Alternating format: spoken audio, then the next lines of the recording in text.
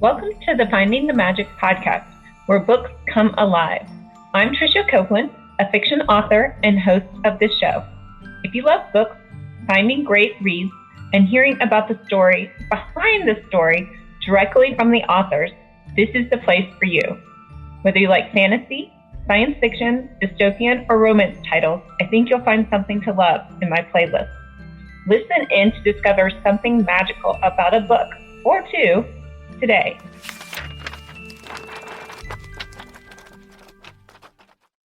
Hi, Hemie.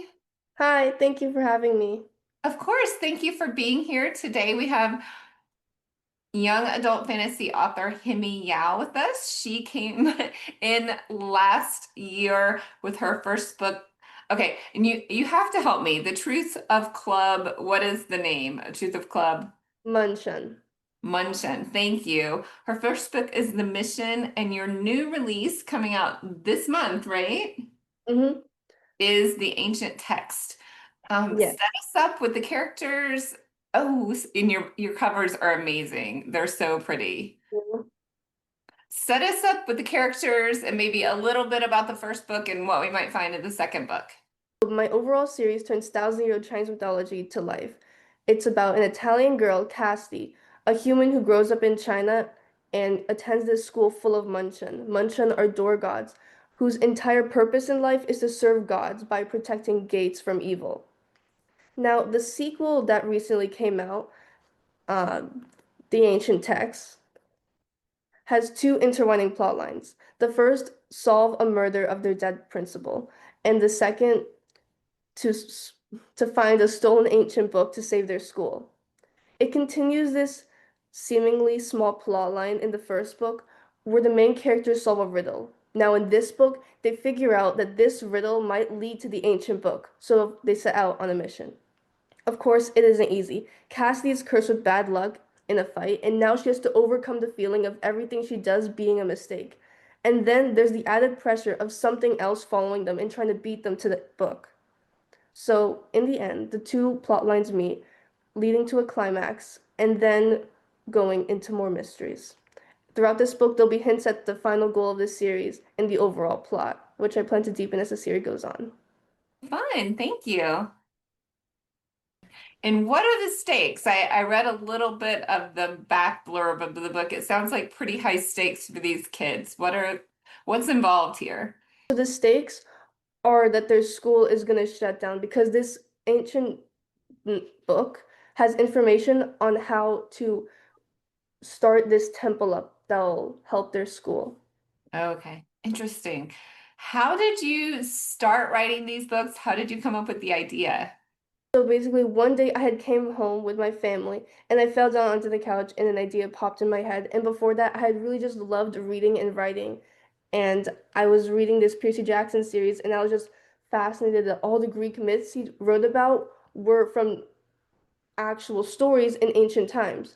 So when I got the idea, when I fell down onto the couch, my mind just like went to like myths, and that's how I eventually branched it off and went to my book. Okay, and did you do a lot of research on Chinese mythology, or was that background you already knew? Yeah, I'd done a bit of research for this book, and one of my myths that I actually liked a lot was of Sun Wukong, aka Monkey King. He's really famous in China because of his interesting characters and funny stories. For example, he stole and ate the flat peach of immortality. He can shapeshift and tricks people a lot, and he can only lost one battle out of hundreds. He's actually plays a pretty big role in my book. Oh, neat. That's so interesting. And your main character, her name is Cassidy, and she's Yes. an Italian. Is she Italian living in China then? Yes, actually. She's Italian. The fact that she's Italian plays a pretty big role in her backstory and the reason for how her parents brought her over to China. Okay, interesting. And why did you choose to write about an Italian character in China? So, when her parents brought her over to China, something happened to them that made her become an orphan, and so she couldn't leave China at that point. So that's why she's Italian. Oh, okay. And is that why she goes to this school? Are they Yeah. all orphans in this school? Well, it's not the reason for why she's at this school, but it's part of why she is who she is and how she got to China in the first place. Okay, interesting. Wow, this sounds like such a multi-layered story. And last time we talked, I was so impressed with how young you were when you wrote this book. How old were you when you started writing? I started writing when I was 10. You were 10. Oh my goodness. You started this book when you were 10? Or your first book when you were 10? My first book when I was 10, and I published this book when I was 14, like last month. Wow. Well, congratulations. That's so exciting. How long did it take? So it took you about 2 years to write the first book? Yes, And how long did it take you to write the second book? about a year and a half. Okay. And how long do you work on it every day or just a couple times a week? What does that I look like? try to work on it every day. I try to set a goal of about 2,500 words per week. Okay. That's a pretty high goal, actually. It takes a good long time. Do you plan everything out? So do you have an outline of what you're writing, or do you kind of go with the flow? So when I write, I like to have like a clear goal of where my scene is headed and the goal, the conflict, how it progresses the story. And then when I write, I fill in all the little details as I go. Okay, interesting. And how did you learn to write? Did you just pick this up in school, pick it up by reading? So I really just learned to write by doing it. Since I was in fifth grade when I started writing, they didn't really teach you how to do creative writing. So I really just learned from like watching YouTube and like reading websites about writing and then improves my writing that way. That's amazing. Yeah, I mean, I did it as an adult, but I don't think I would have had the bandwidth to do it as a teenager. What is the date of your release? Is it this week? It was on May 13th. May 13th. Okay, congratulations, double congratulations. And it looks like you're going to have a third book in the series Yes, and the fourth. and a fourth. Oh my goodness. So I mean, do you have both of the next two already planned out? Yeah, I have them planned out right now, and I already started writing the third. Wow, that's amazing. And do you think that you'll just keep the series going, or does the fourth book have a definite ending? I think the fourth book will definitely have an ending because I don't want to draw out the storyline too much and like you know when authors might add a necessary sequel, like I don't want to do that. I want to try and make what it is and make it good and then move on. Okay, fine. Do you have any like other ideas that you're kind of waiting to write after you finish this?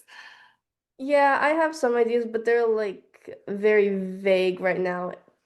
Okay, interesting. Yeah, I guess my first fantasy series was 4 books and the second was 5 books. And I like that too because sometimes these series get to be like 13, 14 books and I feel like they just kind of the storyline gets kind of amorphous and petered out and goes a direction that it doesn't even seem like it was planned in the beginning. Oh.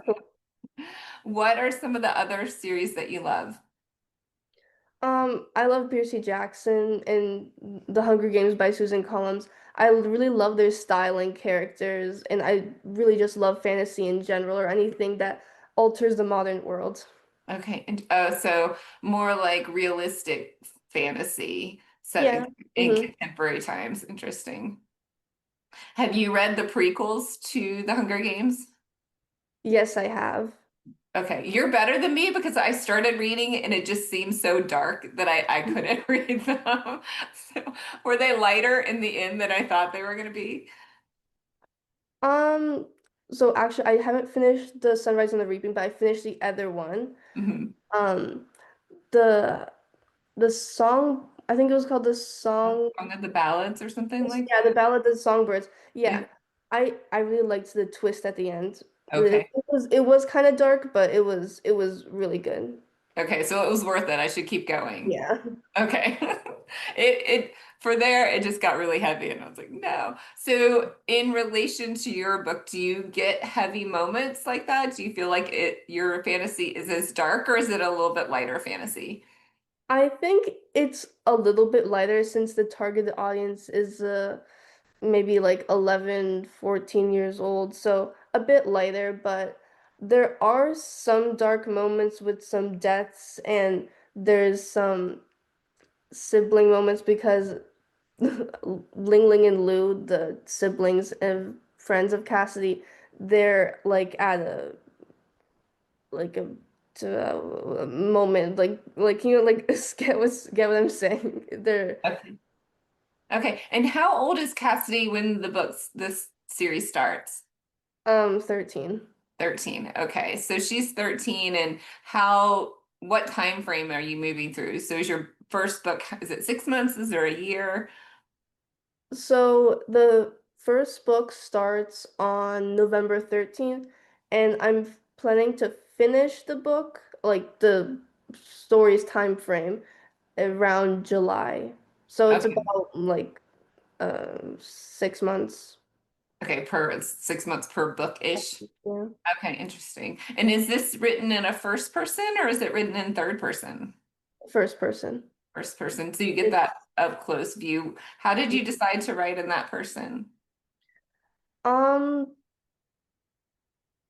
I think that's what I've been reading at the moment, like Percy Jackson's first person. So I think I'm at the moment when I started reading, that was like the only kind of book that I knew of at the time.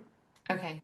Yeah, because it feels like epic fantasy will more typically do the third person, so you see all the Mm, characters, right? But then, right, you're right. When sometimes the contemporary fantasy is that first person. mhm. So what you said you like Percy Jackson, Hunger Games. Do you watch any of the shows too? Um, Not really. No. No. I'm thinking, when do you have time to watch a show, right? If you're going to school, writing, I'm assuming some other clubs in there too. Yeah. Uh, what do I have? I had recycling club, student council, robotics. I track, and I still have flag football right now. Um, Drama club. Yeah, there was a lot. Okay, so you do a lot then. Well, you seem to be really well-rounded if you're in sports as well as like drama and writing. Mhm. Fun, fun. Well, tell everyone where we can find you in your books. So you can find me at hemieyao.com or any of my social media platforms like Instagram, Facebook, and Twitter. And I just wanted to mention that there's a free ebook sale this weekend on Amazon from June 13th to June 15th. And don't worry, if you never read the first book before, you can start the second book. It can stand on its own. Oh, interesting. So, I mean, it kind of continues them, but it tells its own story. Yeah. I made sure to make it understandable if you start the second without reading the first. Right. Yeah, that's a great thing to do. Yeah, I'm releasing my finale and I got a review. I wasn't too happy with it. I don't think they really understood because you really need the backlog. So, fun. Well, that's great. I will make sure to tell everyone that you have a free book this weekend and we'll get the news out. Okay, thank you. Thank you. I'll have you back next year. I'd love that. Okay, bye. Bye. I hope you enjoyed this episode of the Finding the Magic podcast. I'm your host, author and podcaster Tricia Copeland, and I love getting behind the scenes. If you like the podcast, make sure to subscribe and stop in each week to discover new authors and books. Thanks for listening, and until next time, keep finding the magic.